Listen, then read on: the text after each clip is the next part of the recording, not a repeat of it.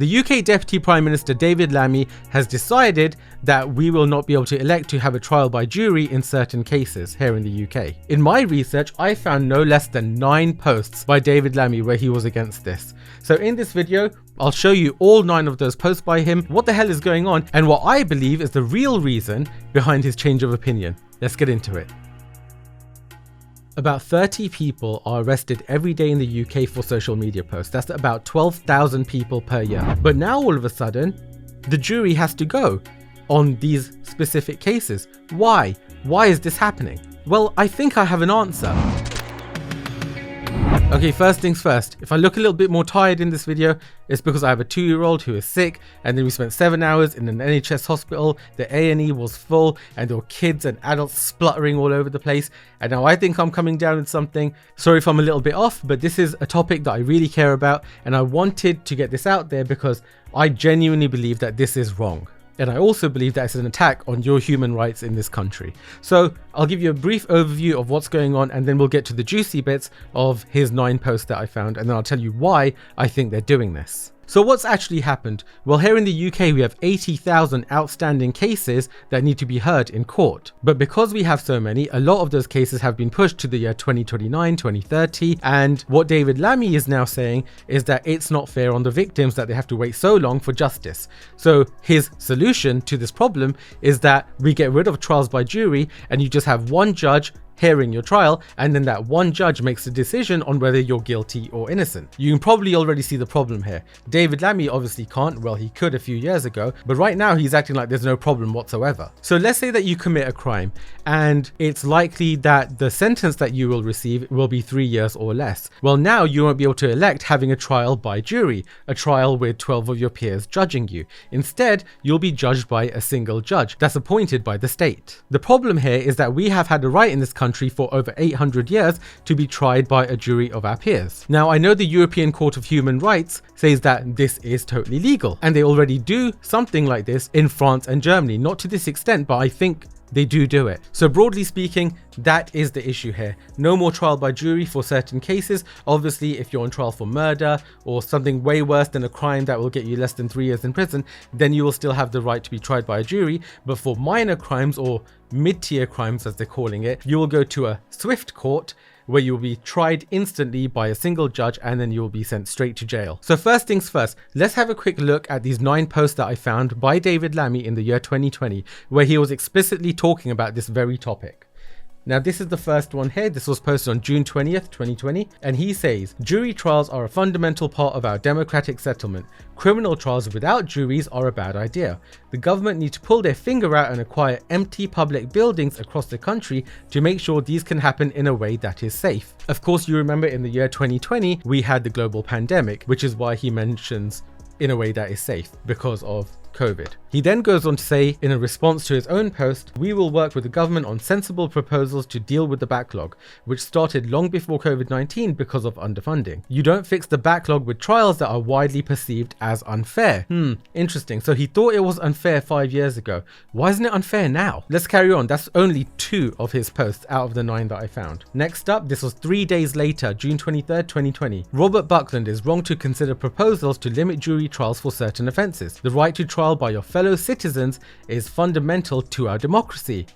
Interesting. It would be wrong of the government to abandon this valuable tradition for short-term benefit. He then goes on to say, instead, the government should co-opt empty public buildings such as university lecture halls and leisure centres to be used as temporary courts. Using large spaces, socially distanced jury trials can continue in a way that is safe. So even though we were in a global pandemic, he still wanted jury trials to go ahead. He was totally against jury trials being abolished in the name of democracy, freedoms, and our rights as citizens of this country. It's not over yet. Let's carry on. That's only 4 posts out of the 9 that I found. This was on June 24th, so a day after the ones we just read. The right of an individual to the lawful judgment of his equals was enshrined in the Magna Carta of 2015, so over 800 years ago. Jury trials form part of the bedrock of our democracy. It would be a historic mistake to limit them now. And then he has a piece on the Telegraph. He then goes on to reply to his post a few times here, The Crown Court backlog stood at 37,000 cases before the crisis, and the government did not consider restricting on jury trials. The backlog is now 41,000 and the prospect is being raised. Why is this change proportionate now? Replacing juries with a judge and 2 magistrates would reduce the diversity of those making life-changing decisions about guilt. As the BLM movement makes its voice heard, it would be wrong to ignore the reality of unconscious bias in our justice system. So he thought our justice system had bias.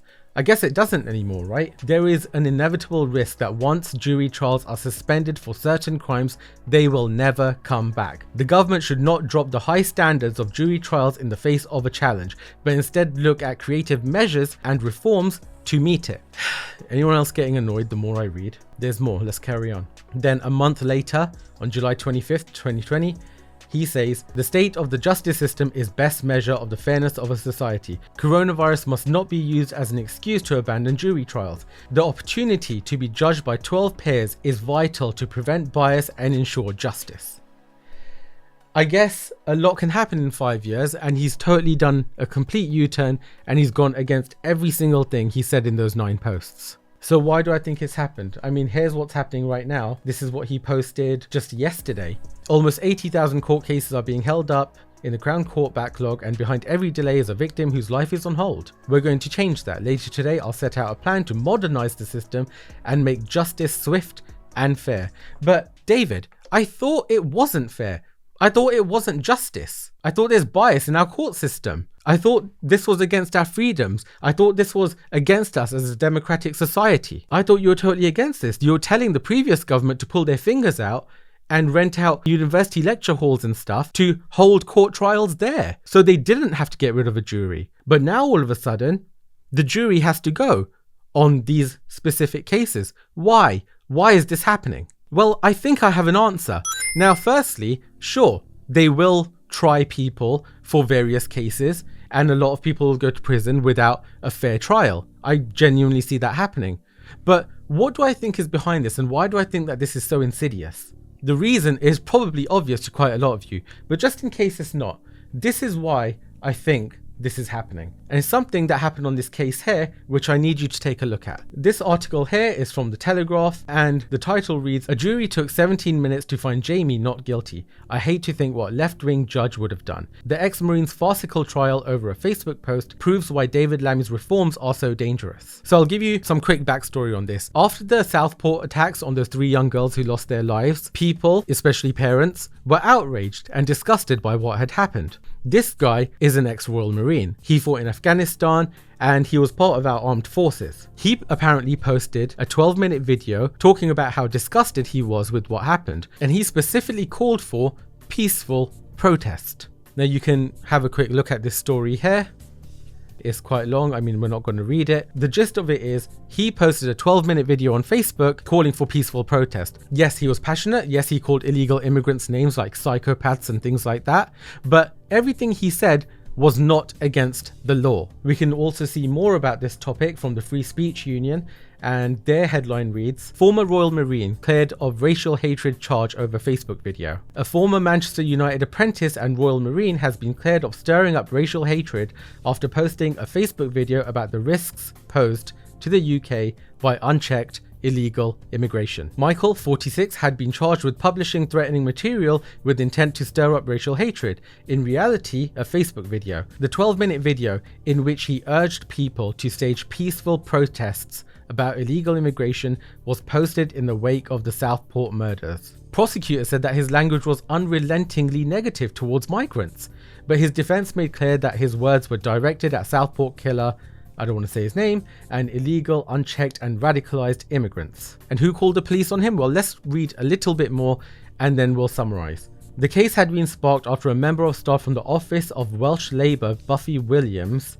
reported the video to the police. Michael was arrested and remanded in custody, although he was later let out on tag while awaiting trial. It later emerged that he was prosecuted by the Special Crime and Counter-Terrorism Division of the Crown Prosecution Service. Michael went on to say that the language he used may have been clumsy in the emotion of the aftermath of the Southport attack. "As a parent, I felt gut-wrenched," he told the court. "I wanted to get some kind of security measures in place for our children." So, where am I going with this? About 30 people are arrested every day in the UK for social media posts. That's about 12,000 people per year. This guy was arrested for posting a 12-minute video where everything he said was not actually against the law, and he would have gone to prison for it if he wasn't found not guilty by a jury of 12 people within 17 minutes. That's right, they found him not guilty in 17 minutes. Now think about it. If this trial went ahead after David Lammy had got rid of jury trials, do you think that the single judge that the state appointed for this trial would have found Michael guilty or not guilty? Be honest. Do you think he would be in prison, or do you think the judge would have found him innocent within 17 minutes? Now, honestly, if I'm being completely honest, I think he would have gone to prison because the state really wanted this guy in prison. The judge that would have been appointed would have been one of their judges that would have agreed with their stance on him being on trial in the first place, and this guy would have been sent down. Instead, he stood trial in front of a jury of 12 of his peers, and they found him innocent again in 17 minutes. So my honest opinion, and I'm allowed to have an opinion, I think, is that the main reason for this U-turn from David Lammy is because they're arresting 30 people a day or 12,000 people a year for social media posts. Now, sure, some of those posts may be for harassment or actual hate crimes, but nevertheless, 12,000 people a year are being arrested for social media posts. And those that go to trial after being arrested will obviously be getting no more than 3 years in prison. So will any of those defendants get a fair trial in front of a jury